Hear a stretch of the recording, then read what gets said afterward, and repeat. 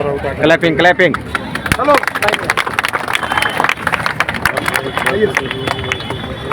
Upward movement symbolizing ourselves.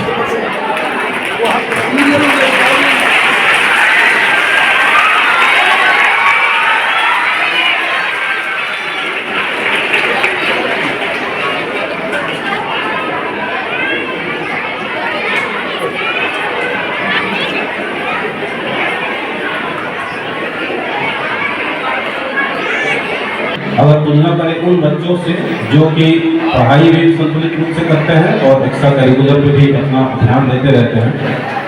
दूसरी प्रमुख बात मैं ये जरूरी बच्चे यहाँ पे उपस्थित हैं, ये एक ऐसी एज समय सीमा होती है, वो उनका एक ऐसा पड़ाव होता है कि जिसमें कई सारी चीज़ें हम लोग शेयर करने से बचते हैं अपने पेरेंट्स से, अपने शिक्षकों से।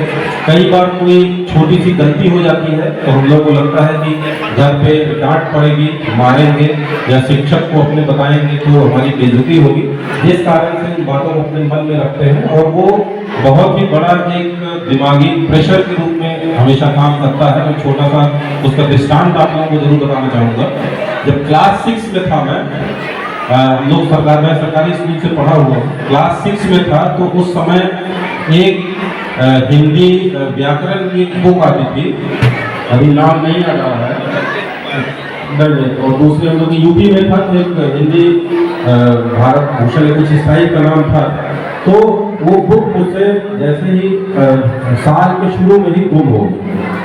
अब गुम हो गई तो वो इतना बड़ा अपराध लग रहा था मुझे कि ऐसे बहुत बड़ी गलती हो गई कि मैं ना तो अपने टीचर को बता रहा हूँ, न घर पे बता रहा हूँ कि गुम हो गए। घर पे बताते अब समझ में आता है, अगर वो बताए होते तो लोग दूसरी बुक खरीद के दे देते, कोई बहुत बड़ी चीज नहीं थी। लेकिन इस कारण से एक कमी को छुपाने के लिए पता नहीं साल भर उस पर टेंशन लेते रहे। पढ़ाई करते समय भी किसी दूसरे का लाके चुपके से पढ़ते थे, घर वाले न पकड़ लें। क्लास में जाते थे, कभी हिंदी विषय जब पढ़ाया जा रहा है तो किताब में अगल बगल वाले देख रहे हैं, टीचर कुछ पूछते, कोई बहाना बना देते। तो पूरे साल भर का बोझ वो मैंने ढोया और बड़े होकर अब रियलाइज होता है कि पूरा साल भर कोई मेंटल बोझ रखता है तो छोटा सा अगर उसको शेयर कर देता तो कितना आसान हो जाता है। तो मैं सभी बच्चों से यही कहूँगा कि किसी भी प्रकार से आपसे कोई गलती भी हो जाए, किसी भी प्रकार का कोई टेंशन हो, अपने माता पिता से जरूर शेयर करें, अपने शिक्षकों से जरूर शेयर करें उसको, क्योंकि आपके लिए कई बार लगता है बड़ी चीज़ है लेकिन माता पिता शिक्षक उसका समाधान कर देते हैं, तो आप किसी भी तरीके के प्रेशर से आप लोग बच जाएंगे। अंतिम बात मैं यही कहूँगा कि मैं जब भी बच्चों से इंटरेक्शन होता है तो ये बात मैं जरूर बोलता हूँ कि आजकल के समय में ये फास्ट पेस जो थोड़ा ज़माना है, तेज चल रहा है, इंटरनेट का सबको एक्सेस है, मोबाइल का ज़माना है, हर चीज़ बहुत तेज़ी से आपके समक्ष परोसी जाती है। सामान्यतः हम लोग के समय पे कोई भी नई चीज़ें आती थी तो प्रॉपर माध्यम से आती थी, या तो हमारे शिक्षक उसको बताते थे, हमारे पेरेंट्स बताते थे, या मीडियम समाचार पत्रों के माध्यम से, टीवी देख के। तो वो सब चीज़ें जब हम लोग के सामने आती थी तो बहुत ही फिल्टर होके, बहुत ही वेरीफाइड तथ्य हम लोग के सामने आते थे, और जो हमारे समाज से बाहर के जो आइडियाज हैं, विचार हैं, वो सब भी वही आइडियाज हम लोग तक पहुंचते थे कि जो बहुत ही इसके लिए सुटेबल हो, उपयुक्त हो। लेकिन आजकल के इंटरनेट के समय पे सभी बच्चों के पास भी, सभी पेरेंट्स के पास भी काफ़ी ज़्यादा एक्सेस है। हम लोग किसी भी देश के कल्चर को, किसी भी देश के विचार को हम लोग बहुत जल्दी सुन लेते हैं, समझ लेते हैं। तो ये आवश्यक है कि हम लोग उन चीज़ों को आंख बंद करके उसको सही ना माने। कई बार मैंने अपने आजकल की जनरेशन में ये मैंने देखा है अपने आसपास कि बच्चे कई बार कोई चीज़ इंटरनेट पे देख लेते हैं, किसी रील्स में, व्हाट्सएप मैसेज पे देख लेते हैं, उसको सच मान बैठते हैं और उसके कारण से अपने पेरेंट्स से। रीजनल सेकेंडरी स्कूल का एनुअल फंक्शन था, डायरेक्टर साहब को इनवाइट किया था अतिथि के रूप में। बहुत ही अच्छा लगा, बच्चों से इंटरेक्ट करने का भी मौका मिला और 2 दिन का ये प्रोग्राम है लोगों का, और यहाँ पे स्टॉल भी हम लोगों ने देखा। तो तो ना केवल ये एक सोच को दर्शाता है कि स्कूल की तरफ से बच्चों को पढ़ाई के अलावा भी एक्स्ट्रा करिकुलर करना एक अवसर होता है कि बच्चे इस तरह कार्यक्रम कराने तो उनकी जो इनोवेशन होता है उसको बढ़ता भी हमने स्टॉल पे देखा कि जो आर्ट्स के संबंध में साइंस प्रोजेक्ट बच्चों को देखने मैंने, इसके अलावा बहुत सारी इनोवेटिव गेम्स वगैरह भी तो बहुत ही अच्छा लगा। एक ऐसा ये भी एक लर्निंग का मुझे लगता है ज्ञान बढ़ाने का और सोच इनोवेशन बढ़ाने का तरीका होता है। तो यहाँ के प्रबंधन को मैं बहुत बहुत धन्यवाद देता हूँ और बच्चों से इंटरेक्शन का मौका मिला। हम लोगों ने आज के समय का जो मेनेस है बहुत ही सोशल मीडिया पे इन सब जगह बहुत ही फेक सब न्यूज़ भी आती रहती है, इस पर यूजली ट्रस्ट नहीं करना चाहिए, अनवेरीफाइड। दूसरा बहुत ज़्यादा मोबाइल एक्सेस यूज़ का भी आजकल के समय में लोगों में देखा जा रहा है, तो उसके बारे में बच्चों से अपील किया। बल्कि ये बड़े बच्चे सबके लिए एप्लीकेशन है, लोगों को बहुत ज़्यादा एक्स्ट्रा इसमें समय जितना ज़रूरत उतना ही मोबाइल इंटरनेट का समय देना चाहिए। अपील भी करूँगा जितना आवश्यक है उतना ही इंटरनेट और मोबाइल पर अपना समय दें। इसका न केवल फिजिकल नुकसान होता है बॉडी को, यदि आप इसमें ज़्यादा लगे रहेंगे आप बाहर एक्टिविटी बन सकेंगे, आँख में स्ट्रेन आएगा। इसके अलावा मेंटली भी कुछ कई लोगों ने देखा है फोकस की कमी कई बच्चों में देखते हैं, बहुत ज़्यादा स्क्रीन टाइम मोबाइल पर रहता है।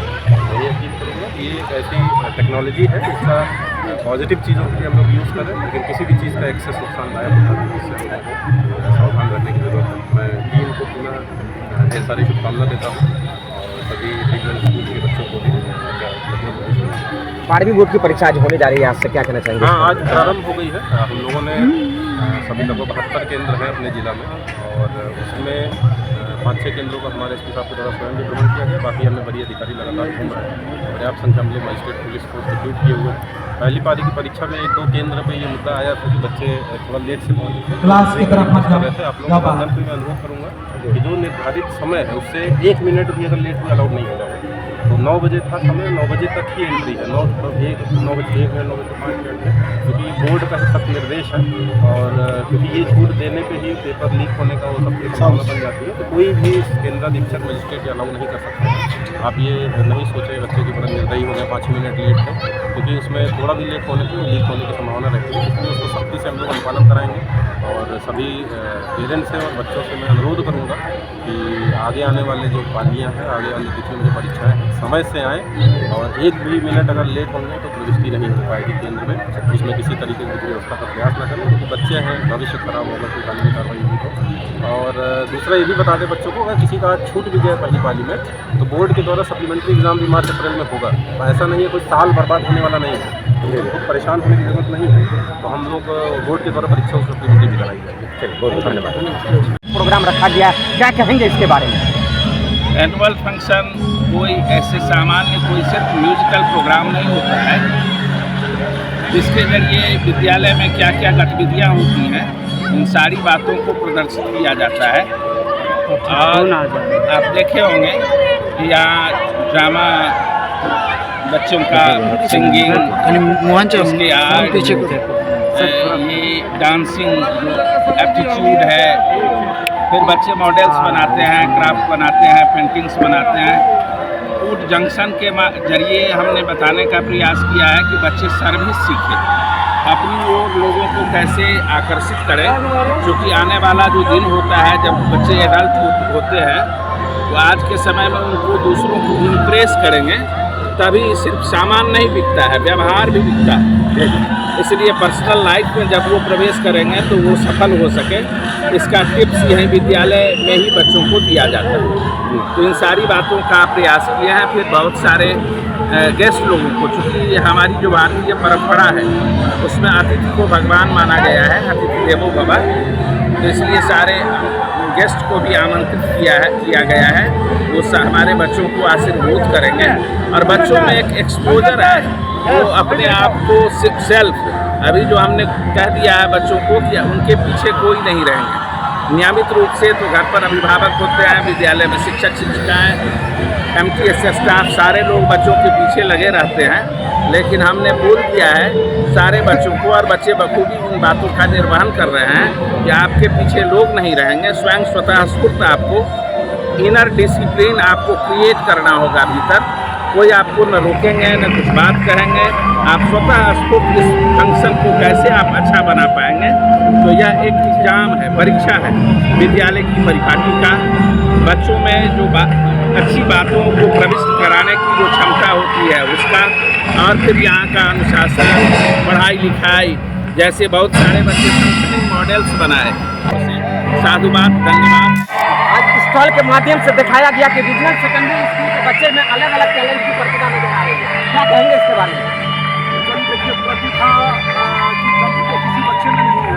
वही अंदर में म्यूजिकल फेस्ट चल रहा है, बाहर में अलग अलग आर्ट का या क्राफ्ट का या फूड का फंक्शन बना हुआ है, या अपने अपने टैलेंट के द्वारा कॉलेक्चुअल स्पीच का वहाँ प्रोग्राम चल रहा है। हर तरह का प्रोग्राम यहाँ पर संरक्षित किया गया है और बच्चे अपनी तन्मयता से, अपनी बुद्धि विवेक से, अपने शिक्षकों के साथ समन्वय स्थापित करते हुए बहुत अच्छे ढंग से अपना कार्यक्रम कर रहे हैं। हम लोगों को आज बेहद खुशी हो रही है कि हमारे बच्चे इतने अच्छे ढंग से हमारे शिक्षकों की महत्वपूर्ण भूमिका है। मैं उन्हें पूरी तरह से धन्यवाद देना चाहूँगा। बहुत बहुत